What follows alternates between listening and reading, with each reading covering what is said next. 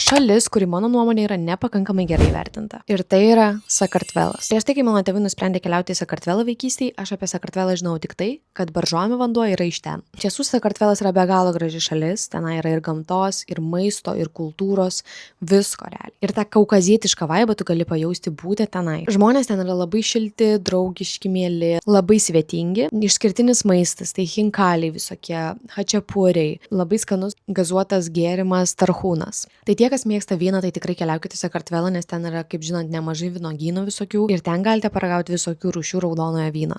Tai šita dalis man labai patiko tenai, nes buvo tikrai labai skanus vynas.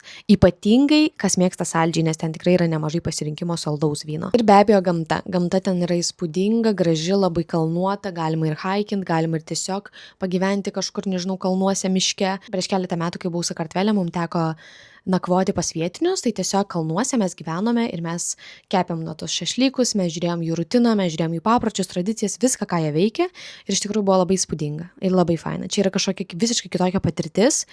Ir sakyčiau, aš tikrai rekomenduočiau pajausti ir suprasti Sakartvelą per šią prizmę.